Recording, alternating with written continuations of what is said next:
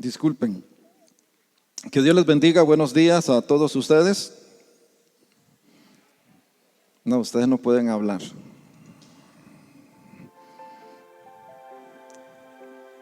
Aquí vamos a aprender un lenguaje distinto, ¿ok? Cuando decimos, cuando querramos pedir de ustedes un amén, usted va a levantar la mano. Amén. Qué lindo lo hicieron, excelente, así se hace. Ustedes aprenden rápido, hermanos.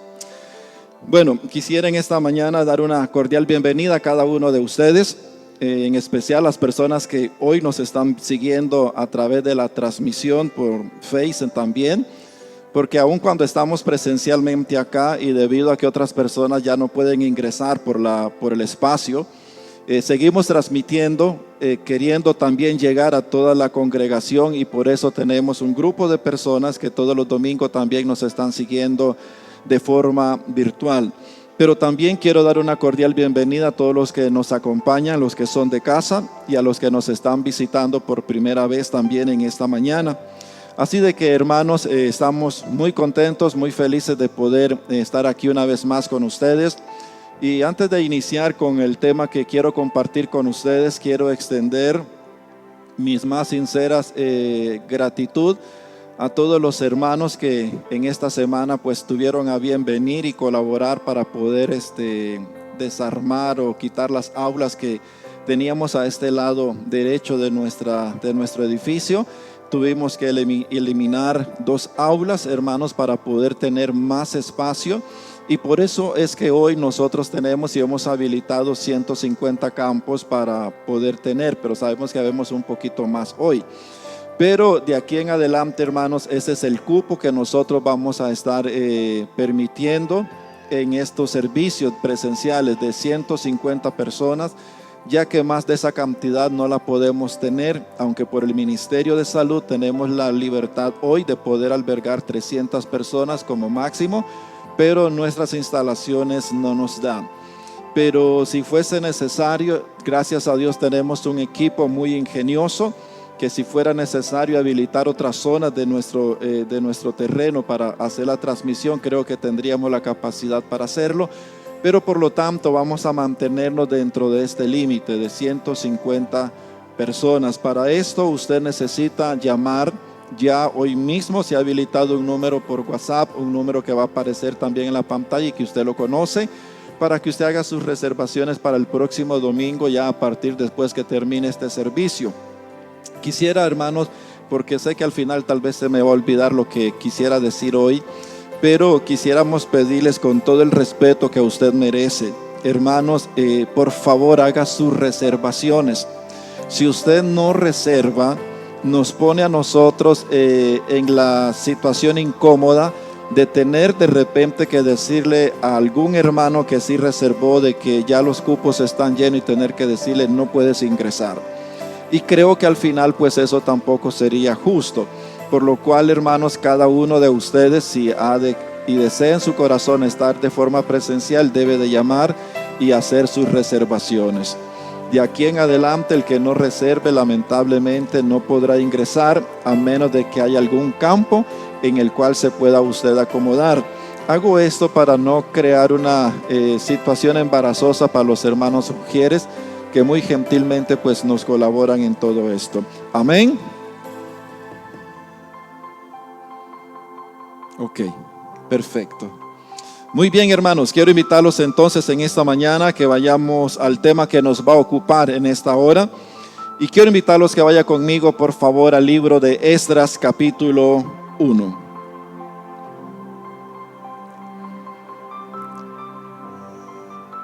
Esdras, capítulo 1. Me atrevo a pensar que la mayoría de ustedes estuvo la semana anterior. Y digo esto porque iniciamos ya hace 2 domingos atrás un tema con respecto a la importancia que hoy tenemos nosotros de venir una vez más a la palabra de Dios y de poder ver las Sagradas Escrituras como el medio a través del cual usted y yo, como hijos de Dios, debemos de vivir y debemos de apegarnos a eso. Conversaba hace unas semanas atrás con varios pastores de otras congregaciones, los cuales pues me habían pedido compartir con ellos.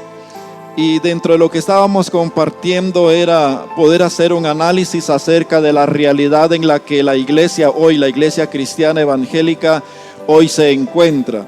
Después de haber pasado aproximadamente 7 meses donde no se podía congregar uno, no podíamos estar de forma presencial, y cuando se da la apertura para poder ya abrir los servicios de forma presencial, se nos giran una serie de reglas, ¿verdad? No recomendaciones, sino reglas que hay que cumplirlas, como el hecho de que en el momento en que ingresamos a este lugar, seguir todo un protocolo. Pero más allá de eso, también el hecho de que cuando venimos acá, solamente la persona que puede hablar literalmente es la que preside el servicio y el que predica. Lo cual significa que ninguno de ustedes y ningún miembro de ninguna otra congregación tiene la libertad o el permiso de poder externar verbalmente una alabanza al Señor, o de expresar de alguna forma, como bien quisiera hacerlo en su corazón, una alabanza al Señor, como lo solíamos hacer hace muchos meses atrás. Les pregunté a los pastores qué pensaban acerca de eso. Les quise interrogar, procurando que ellos externaran lo que sentían en su corazón, de que cómo miraban esas medidas restrictivas en este tiempo para los servicios de los cultos evangélicos. Entonces algunos de los pastores comenzaron a externar todo lo que había en su corazón, sus sentimientos, sus pensamientos, sus conclusiones, sus análisis. Y fue interesante que la mayoría de ellos miraba todo este periodo como un periodo de una persecución a la iglesia. Miraban todo esto como que de repente el gobierno quería poner una mordaza en la boca y en el corazón de la fe de aquellos que profesamos hoy una fe en Cristo, por el hecho de que no se nos permitía en el culto expresarnos con toda libertad como solíamos hacerlo hace muchos meses atrás. Después que ellos hubieron expresado todos sus sentimientos y pensamientos, entonces me fue mi tiempo para expresarles a ellos lo que yo consideraba, lo que yo pensaba y según a las conclusiones a las que yo había llegado. Y expuse a ellos cuál es mi pensamiento con respecto a todo este tiempo en el que nosotros hoy nos encontramos, donde no podemos expresar verbalmente los cantos y las alabanzas al Señor. Entonces yo concluí con ellos que este es un tiempo que más allá de una persecución, que de hecho personalmente no lo veo y no lo siento tampoco como que sea una persecución contra la fe cristiana evangélica, porque de hecho no solamente nosotros tenemos esas restricciones, sino que todo lugar, todo centro de culto, llámese católico, llámese cualquier otro tipo de fe que se profese en cualquier otro tipo de Dios, todos tienen las mismas restricciones. Por lo tanto, no es algo meramente expresado hacia la iglesia cristiana evangélica de esta nación. Entonces les dije yo de que lo que yo consideraba es que este es un tiempo de Dios para la iglesia, a través del cual Dios nos ha desvestido, Dios nos ha desnudado, Dios ha llevado a cabo todo un proceso en 7 meses con la iglesia, donde de una u otra forma el corazón suyo y el corazón mío han sido desnudados para comprender claramente y abiertamente cuál es nuestra realidad y cuál es la realidad en sí de la comunidad cristiana evangélica. Algunos de los pastores expresaron en este tiempo que realmente la pandemia vino a causar un gran daño a la vida de muchos creyentes, de muchos líderes, de muchos pastores de congregaciones pequeñas y megas congregaciones. Ellos expusieron sus pensamientos con respecto a esto, de que la pandemia realmente vino a ocasionar un gran problema a la iglesia. A lo cual pues cuando me correspondió a mí también mi participación, les expresé que tengo por firme en mi corazón que la pandemia no vino a causar ningún problema a la iglesia evangélica cristiana en esta nación y en las naciones del mundo. Lo que la pandemia ha venido a hacer es a exponer un problema que ya existía de años, de décadas en la vida y en la fe de la iglesia cristiana evangélica. Hablamos de un proceso a través del cual tu fe, mi fe y las cosas que muchas veces hemos confesado, hemos expresado, se han visto desnudadas ante la realidad de una ausencia presencial del cultos, donde ya no teníamos en esos tiempos aquellas expresiones que comúnmente y tradicionalmente teníamos en la iglesia. Hoy regresamos a las casas, a los edificios, a los templos, pero hoy nos encontramos en esa situación. ¿Por qué digo que la pandemia no ha causado ningún daño a la iglesia? Sino que más bien la pandemia ha expresado o ha sacado de lo profundo del corazón de la iglesia problemas ya existentes. Uno de ellos, y para mí el más grande, el más peligroso, el más destructivo para la iglesia, es que esta pandemia ha puesto en evidencia el nivel y el grado de fe y convicción de nosotros en cuanto a nuestra relación con Dios. Pues una gran mayoría de la comunidad cristiana basaba su relación en todas las cosas que meramente eran artísticas o eran accesorios dentro de la vida de una iglesia, pero que muy pocos en las congregaciones cristianas evangélicas tenían una fe y una relación con Dios basada en una vida en la palabra de Dios, en una vida de oración delante de Dios. Y hoy lamentablemente miramos el efecto de todo esto en muchos creyentes que, dicho sea de paso, serán creyentes que ya no regresarán más a una congregación. Quedaron allí, quedaron en el camino, quedaron en el proceso. Y hoy nosotros nos encontramos por la gracia de Dios en este lugar. Usted debe de llamarse bienaventurado, porque por la gracia bendita del Dios que nos alcanzó con su gracia, hoy nos permite regresar.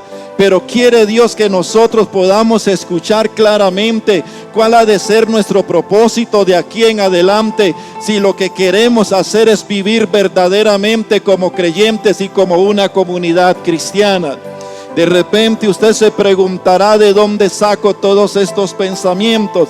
Es que hace varios meses atrás, encontrándome dentro de toda esta situación en la que usted también se ha encontrado, me movió en mi corazón investigar acerca de la historia de un pueblo llamado el pueblo de Israel, el pueblo hebreo, el pueblo de Dios. Y específicamente comencé a investigar, a estudiar la historia del pueblo de Israel cuando es llevado cautivo por Nabucodonosor a la tierra de Babilonia. El imperio babilónico en un momento determinado invade la ciudad de Judá, invade Jerusalén y se lleva cautivo a todo el pueblo. Y cuando veo yo esa historia, no veo nada más que la historia nuestra. Veo cómo la historia se vuelve a repetir. Veo cómo la historia vuelve otra vez a venir a la vida, a la experiencia de la iglesia cristiana evangélica en todas las naciones.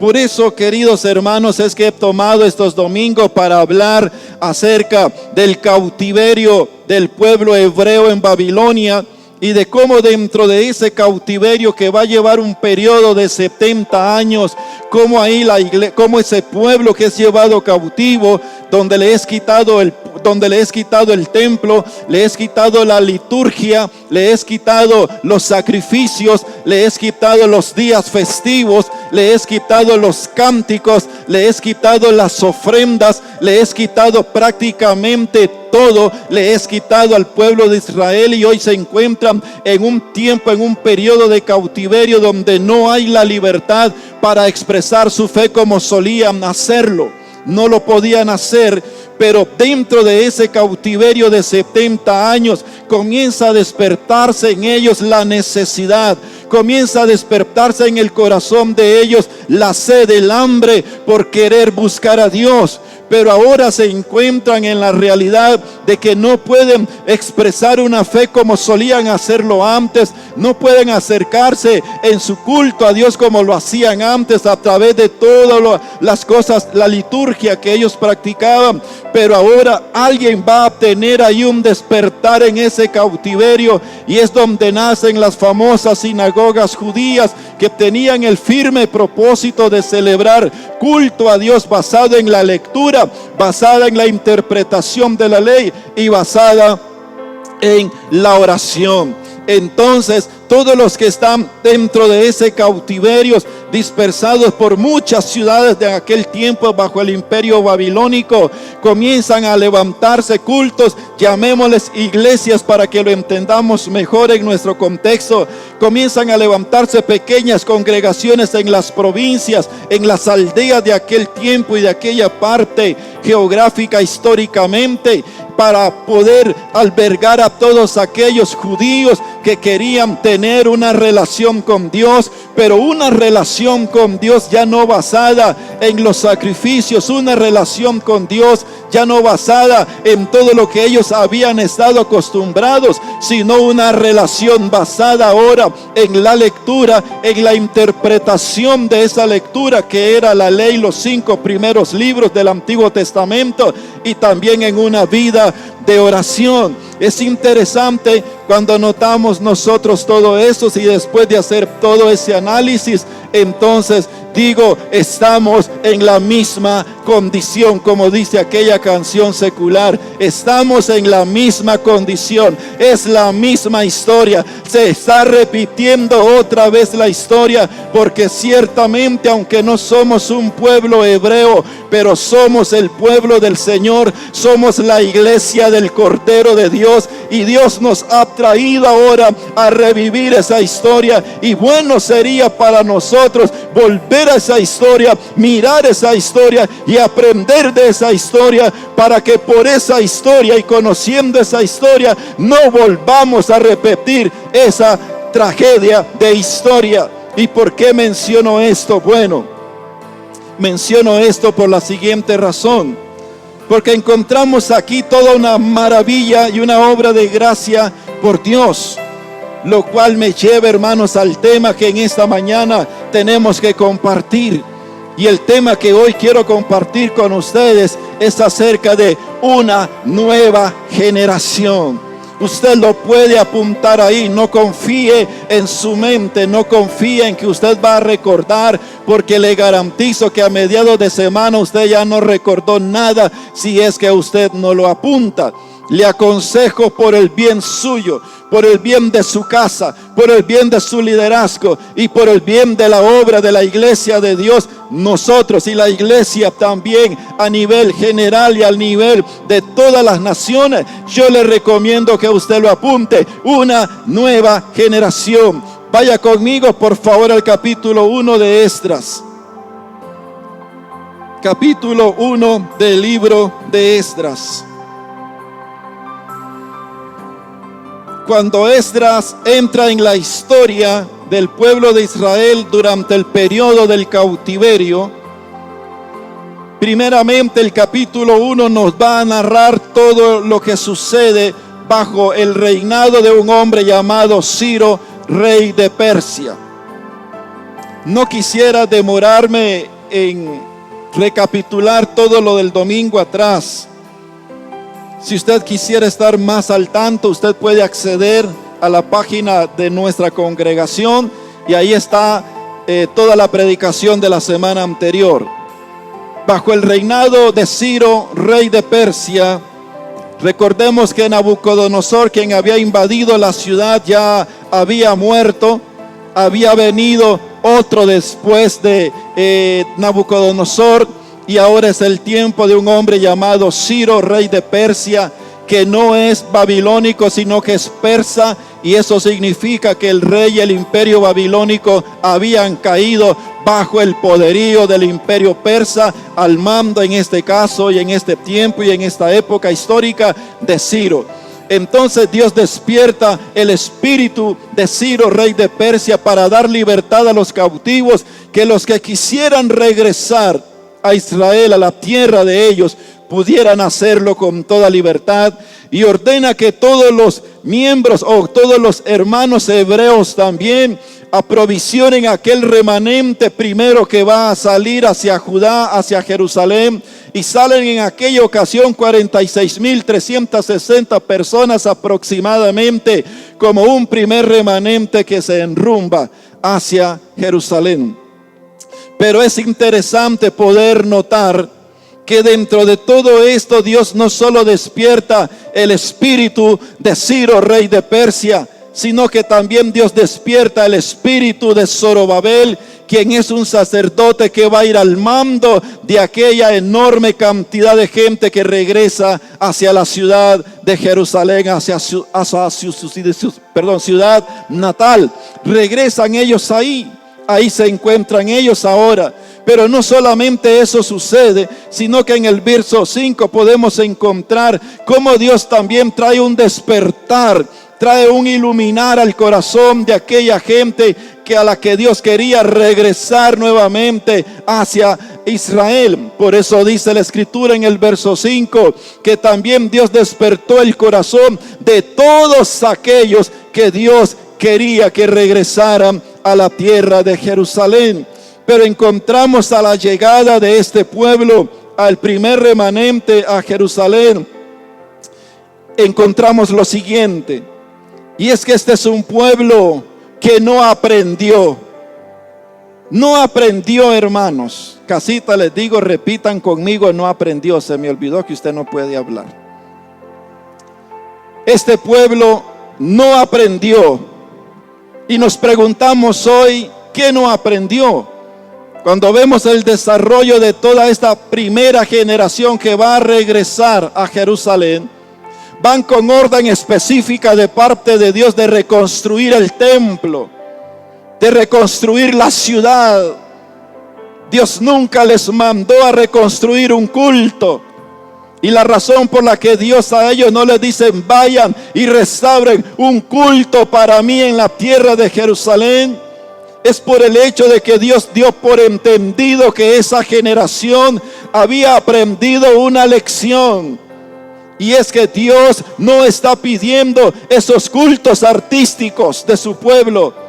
Dios está pidiendo una relación con Él en espíritu y en verdad, y una relación con Dios en espíritu y en verdad. No está en relación con lo que hacemos exteriormente dentro de un culto, llámese como se llame, sino que una verdadera relación basada en espíritu y en verdad para con Dios se basa supremamente en la palabra y en una vida de oración que no tiene que ver nada con quien me ve, ni tiene que ver nada con una expresión pública, pero tiene que ver todo con una intimidad en el lugar secreto delante de Dios.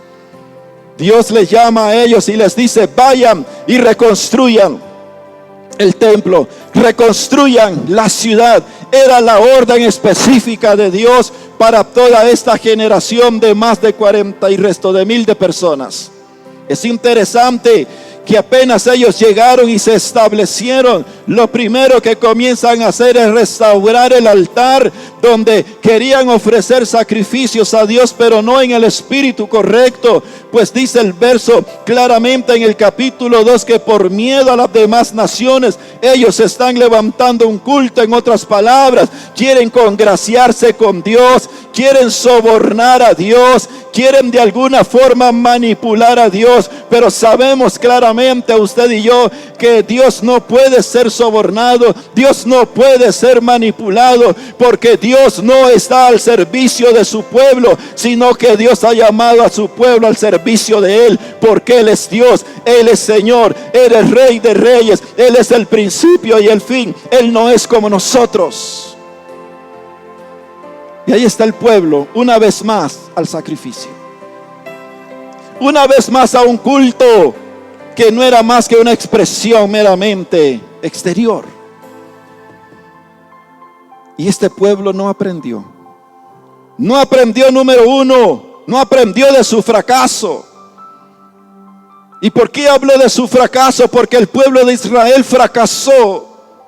Y fracasó porque según la palabra del Señor a través del profeta Isaías, capítulo 42, verso 6, Dios le habla al pueblo de Israel antes del tiempo del cautiverio y les amonesta, les habla acerca de que Él es su Dios, que Él va a conservar el pacto con ellos si ellos hacen lo que Dios está diciendo y lo que Dios les pedía.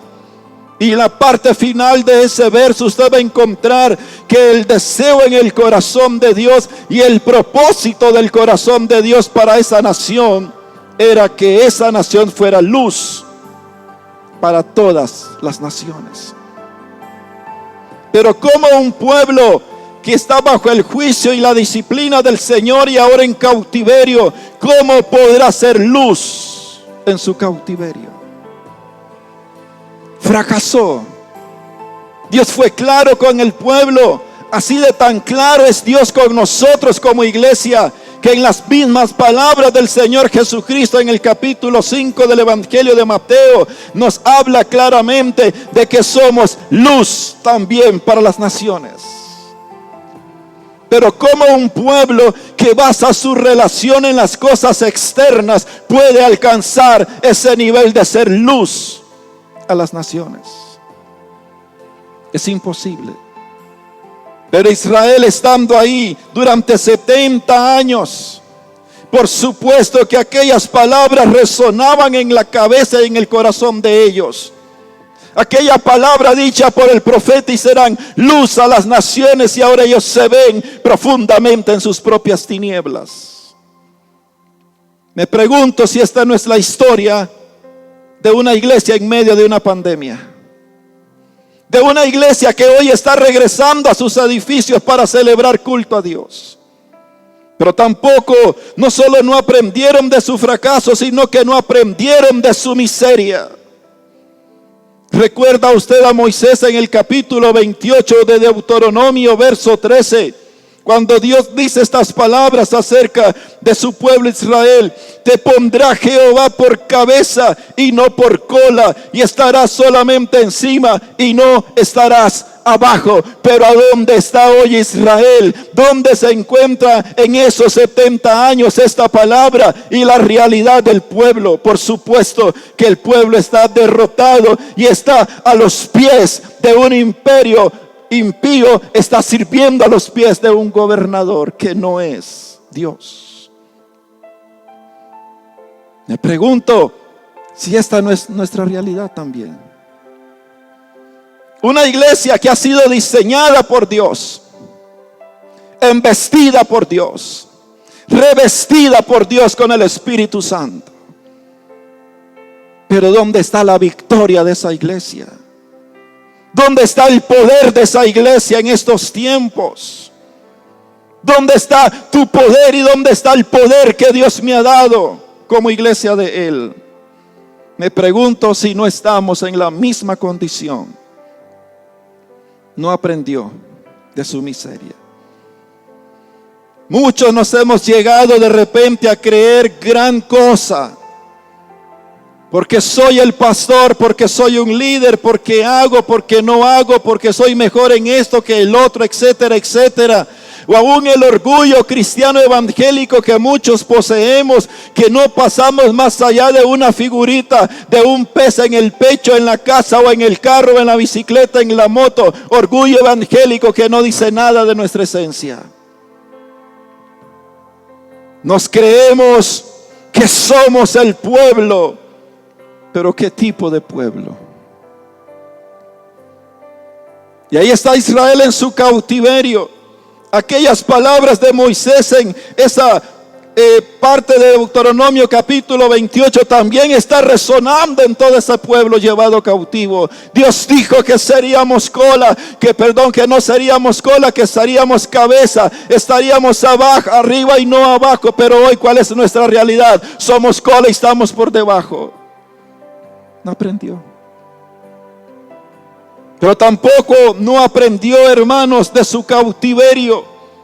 No aprendió de su realidad por 70 años. Día tras día no aprendieron de cuál era su triste realidad.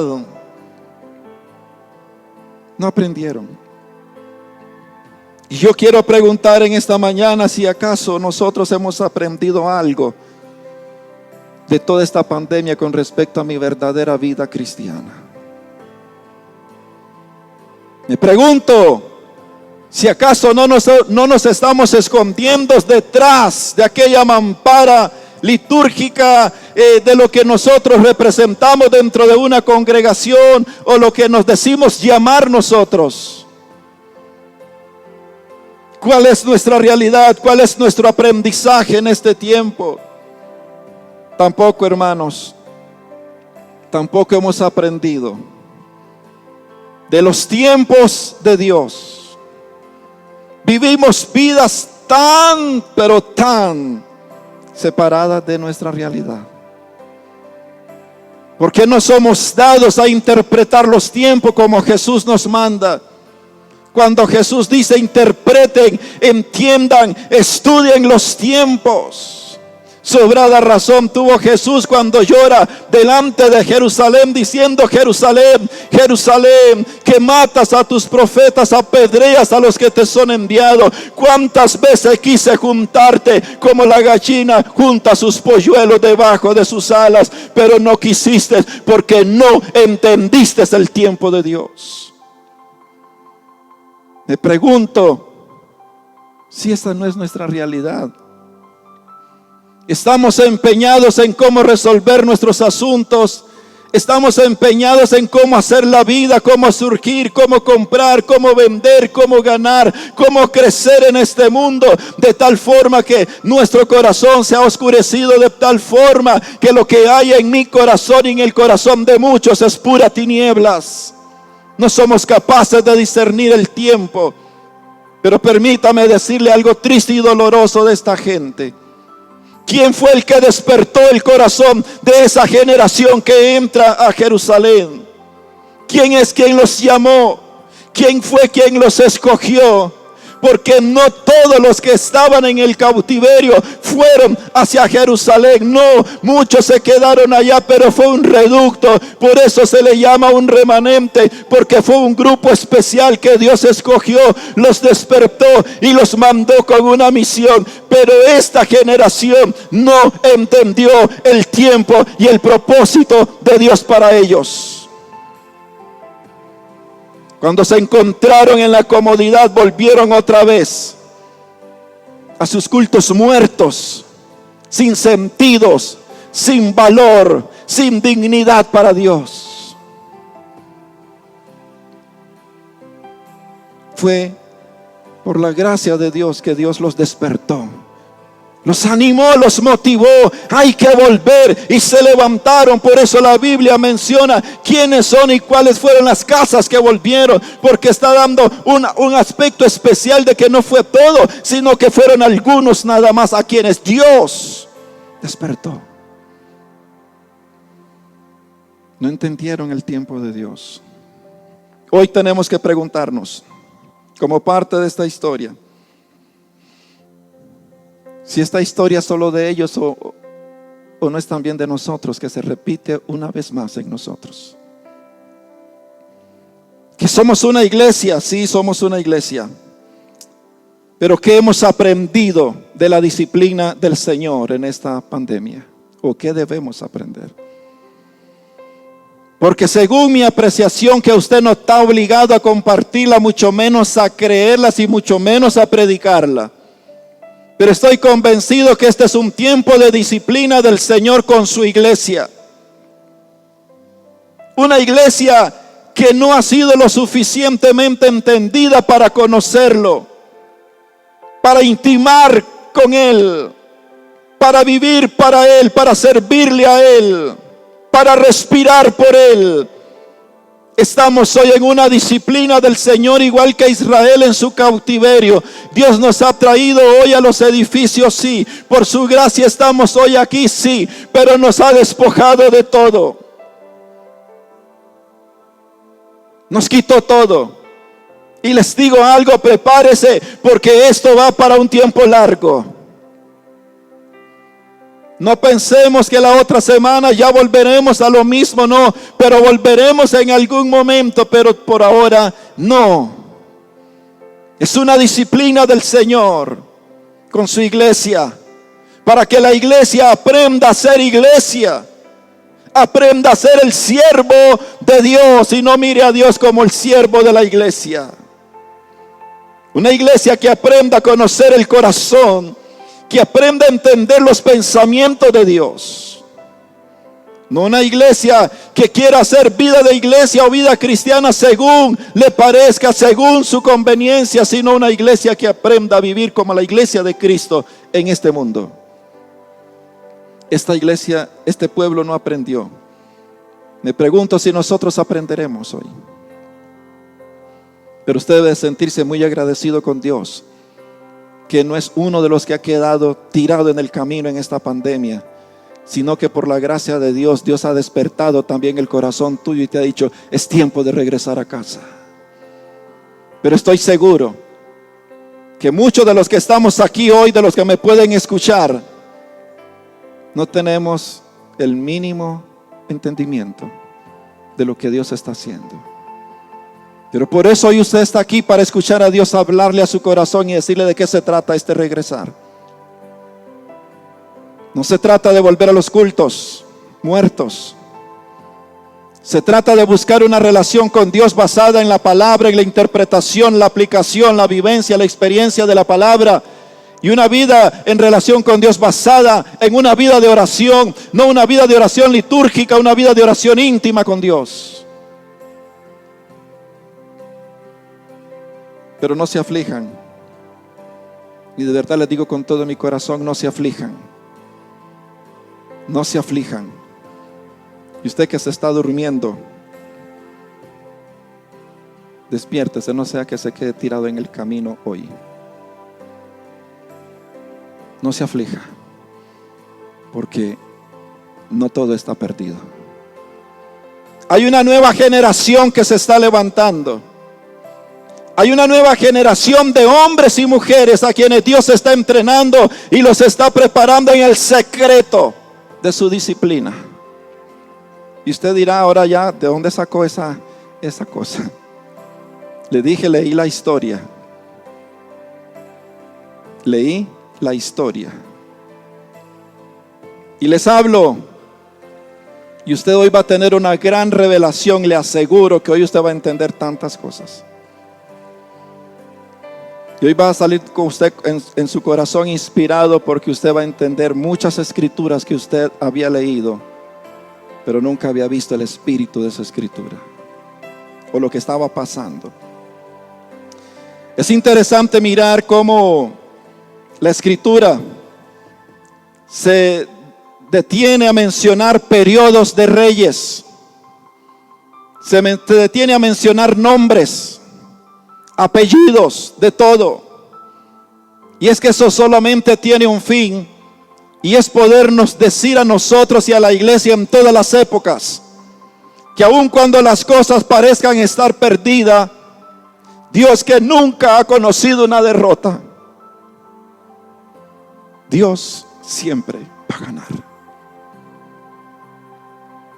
Y lo va a hacer con una generación que ha estado en la disciplina del Señor, pero ha entendido el tiempo de Dios.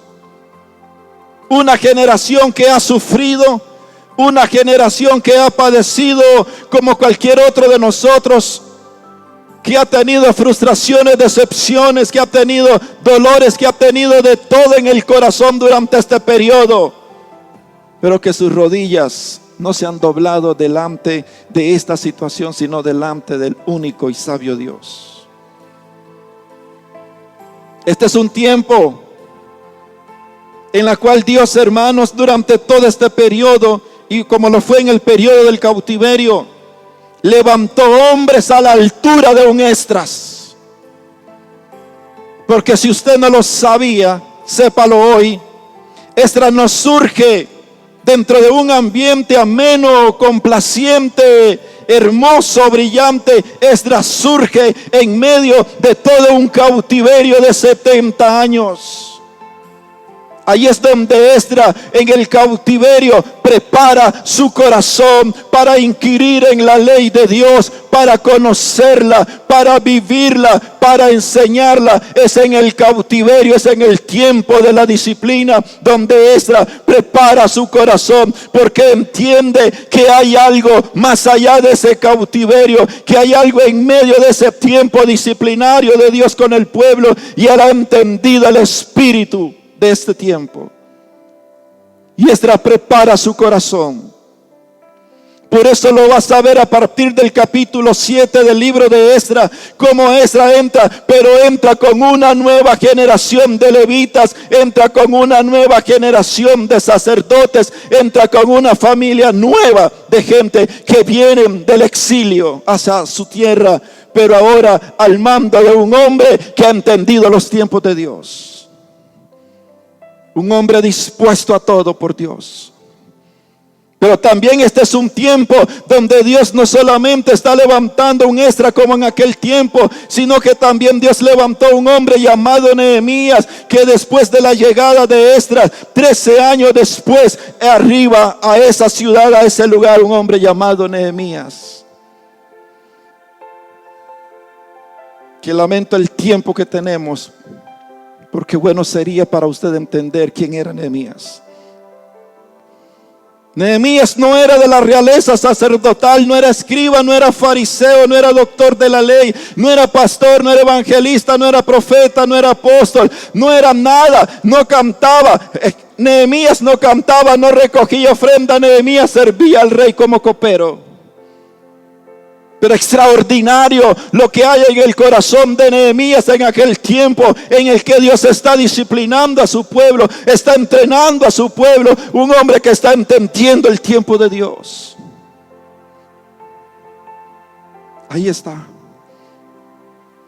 Y cuando él supo que ya un remanente había salido, casi 12 años después de aquella partida del remanente de Babilonia, lleva una comitiva de Jerusalén, y lo primero que va a hacer Nehemías es se sienta con ellos y les dice: díganme por favor cómo está, cuál es el estado de aquellos que escaparon de la cautividad. ¿Me escuchó? Escaparon. Usted está entendiendo, escaparon. Ustedes han escapado. Aquellos que escaparon, dice, de la cautividad. Y la gente comienza a decirle cómo está. ¿Y sabe qué hizo Nehemías? Ustedes saben qué hizo. Se tiró al suelo. Comenzó a llorar. Comenzó a sufrir en su corazón. Dice: no comí ni bebí por muchos días. Extraordinario. Qué pena y qué vergüenza si usted hoy venimos con la viva esperanza nada más de venir a un culto como lo hacíamos antes y no sentir nada en el corazón por lo que realmente está pasando en nuestros tiempos. Qué vergüenza.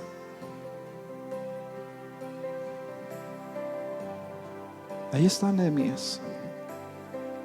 No tenía por qué regresar, no tenía por qué arriesgarse, no tenía nada. No tenía ninguna obligación. Pero él oró a Dios, confesó los pecados del pueblo. Y era tanta la tristeza en su corazón que cuando está delante del rey sirviéndole, el rey, que ya no era en ese tiempo ni Nabucodonosor ni Ciro, sino que ahora es Artajerjes I. Es otro periodo. Es otra época, otra historia dentro del cautiverio. Y el rey, por supuesto, quien lo había conocido por muchos años, sabía que el corazón de ese hombre algo le pasaba. Y el rey le dice: Esdras, yo sé que no estás enfermo, pero sé que estás triste. Dime qué te pasa. Aquel hombre tembló delante del rey Artajerjes, rey de más de 100 y resto de ciudades en aquella época, conocido como igual rey de reyes. Era riesgoso decirle: estoy triste, porque nadie podía estar triste delante del rey. Pero ahí está él y le dice: rey, esto es lo que pasa. Y el rey le dice: no te preocupes. Pide todo lo que tú quieras que yo te dé, y te voy a dar te voy a dar cartas para que tú pases por cualquier provincia y saques lo que tengas que sacar y vayas a Jerusalén a restaurar. Y aquel hombre se fue. Y estuvo por 12 años en ese tiempo y en ese proceso de restauración. 12 años trabajando. 12 años llevando todo el oprobio, la vergüenza y todo lo que pudiese darse en el proceso de reconstrucción. Pero él estaba allá en palacio, estaba allá. Saben, este es un hombre que llegó a un grado de negación por el pueblo de Dios. Nadie lo estaba obligando. Algo había pasado en su corazón. Ese hombre se había preparado en el cautiverio para lo que Dios iba a hacer. La pregunta es, ¿usted se estará preparando?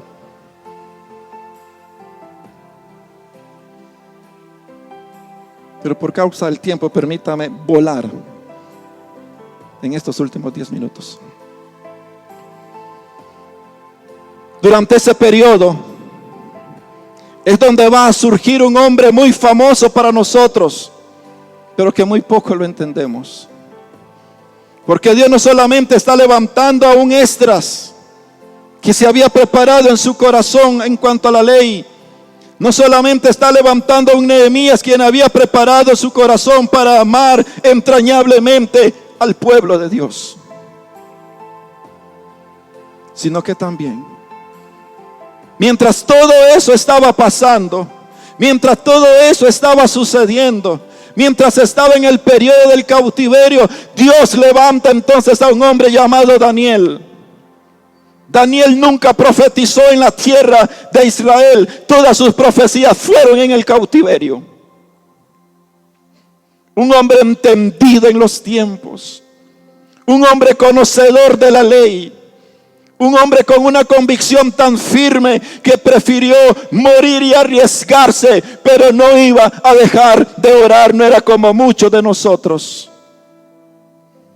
que porque Dios no me respondió hoy, entonces yo lo tiro, porque no me respondió.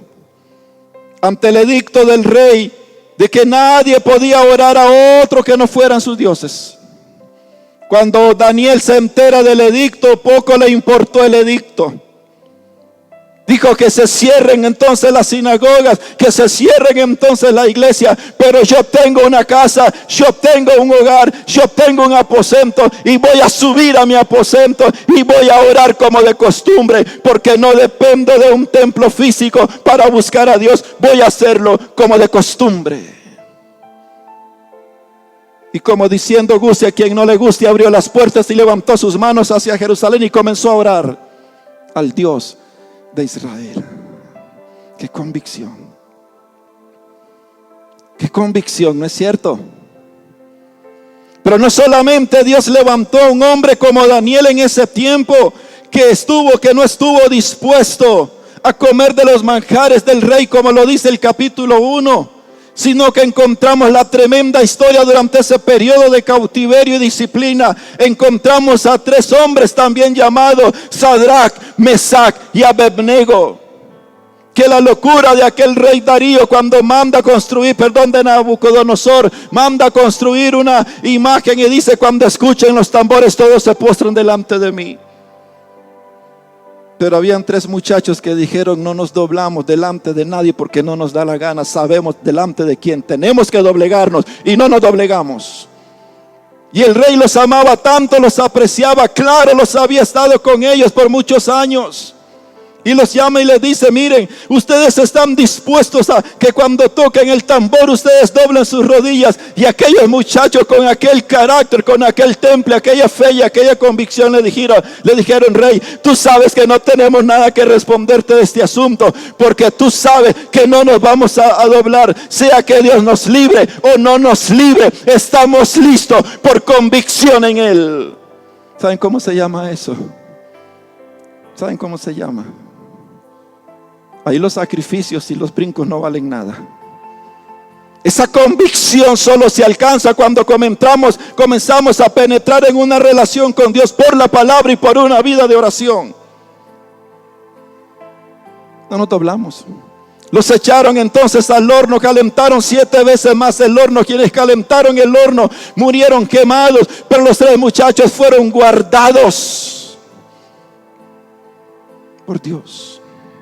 Pero no solamente Dios levantó un Esdras, no solamente Dios levantó un Nehemías en esa época, no solamente Dios levantó a un Daniel, a un Sadrach, Mesach y Abednego. Saben, mujeres, Dios también levantó mujeres en esta época.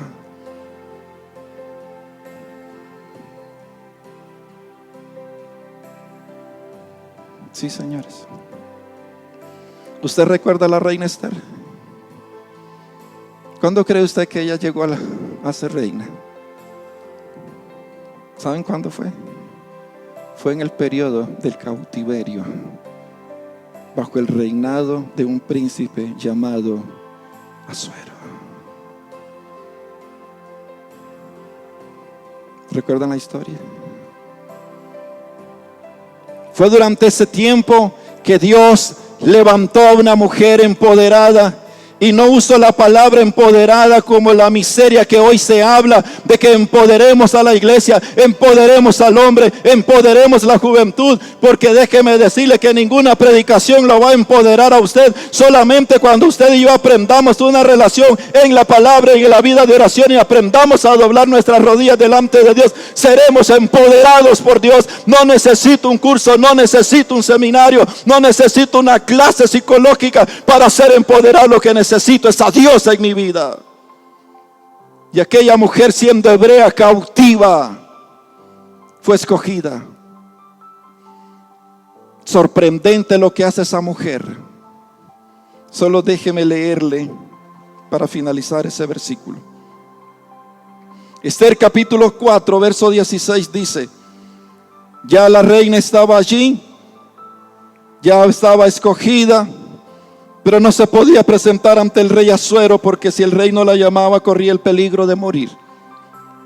Pero esa mujer, al ver la necesidad del pueblo, al ver que el pueblo está en peligro de muerte, que no hay nada que lo pueda salvar a toda la nación cautiva, tras de que están cautivos, seguía teniendo adversarios que querían matar y destruir y erradicar totalmente a toda esa generación de hebreos en Babilonia.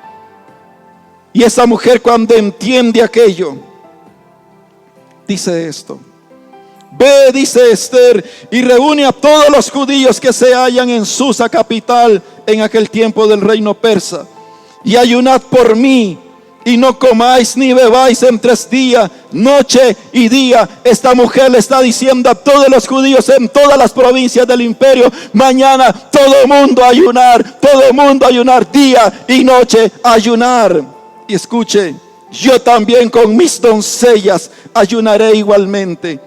Y entonces entraré a ver al rey. El rey no la había llamado, pero ella se iba a lanzar, corriendo el peligro de que fuese muerta. Aunque no sea conforme a la ley, dice ella. Y si perezco,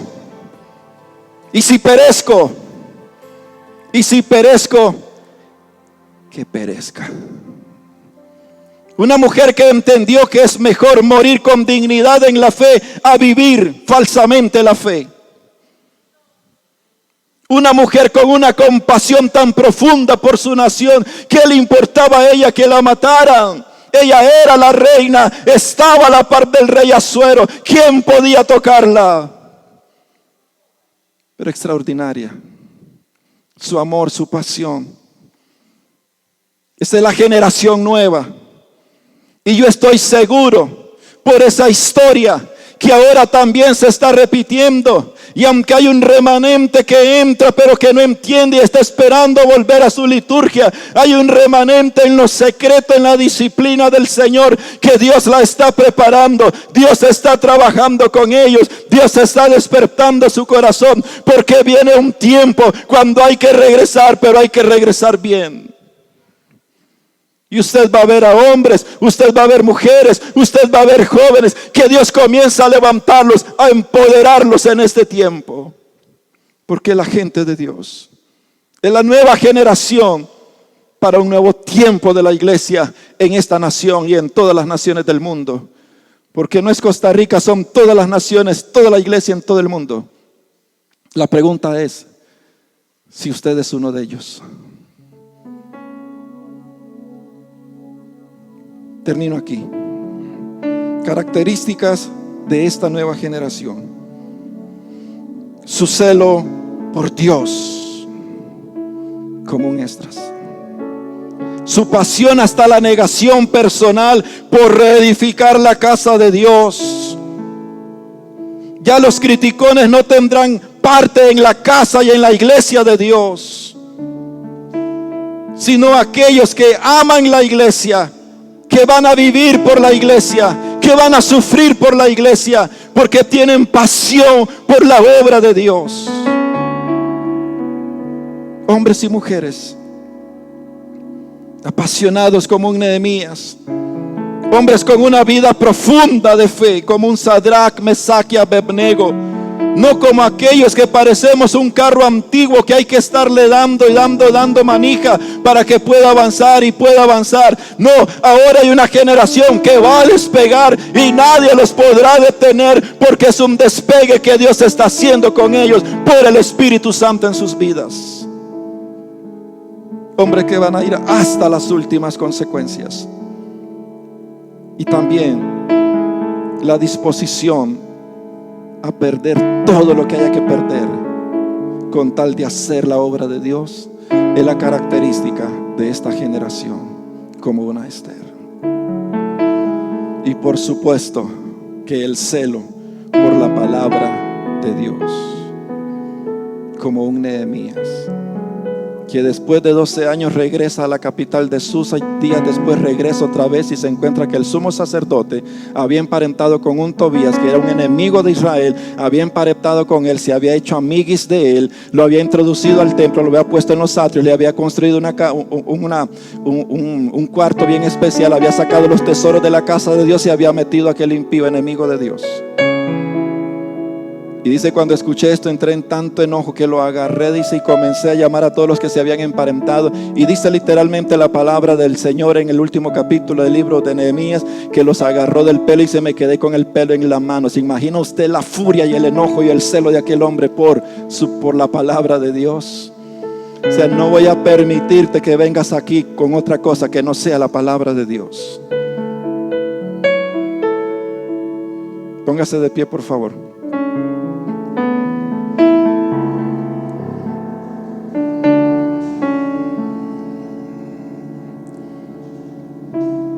Todos estos hombres llenos de la palabra, llenos de oración, llenos de fe. Esta es una generación que Dios prepara, no en un seminario, las prepara en el tiempo de la disciplina, porque entienden de qué se trata este asunto. Tal vez algunos están sufriendo porque no cantan, porque ya no pueden gritar.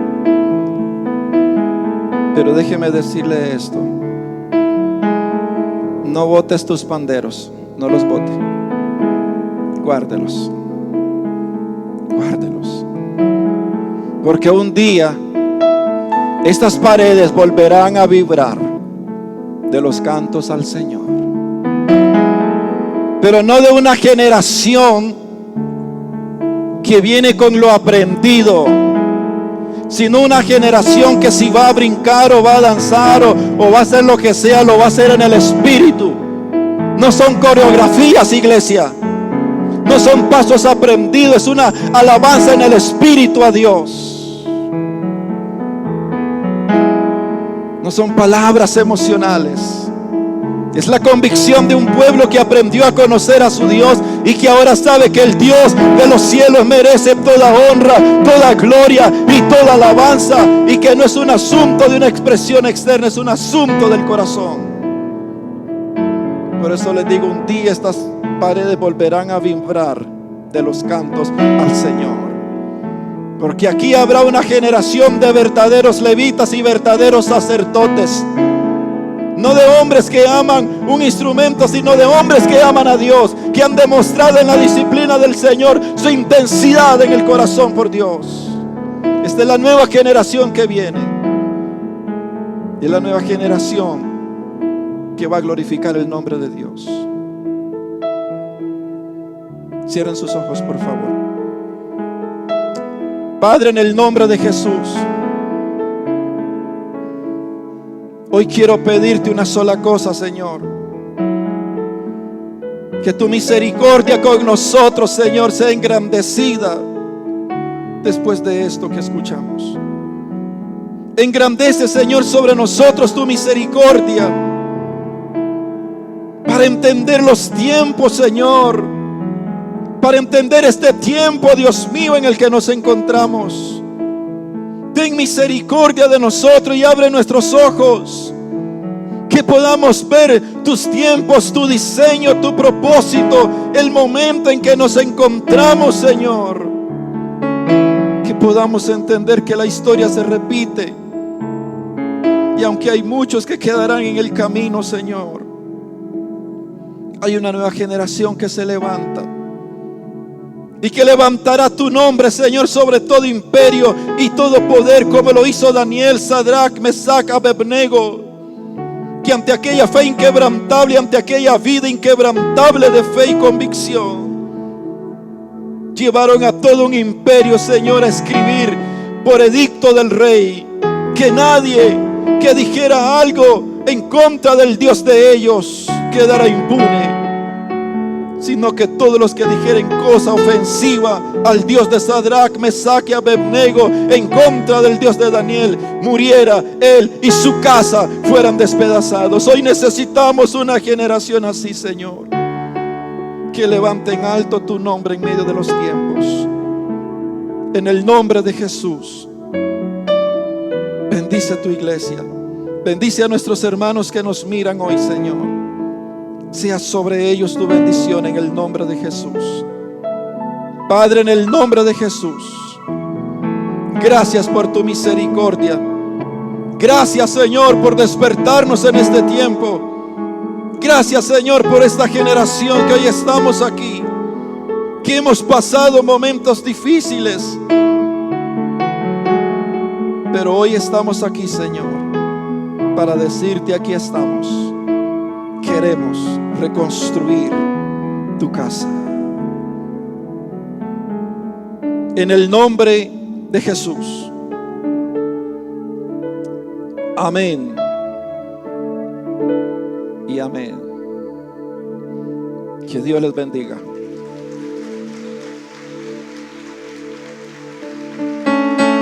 Que el Señor les bendiga.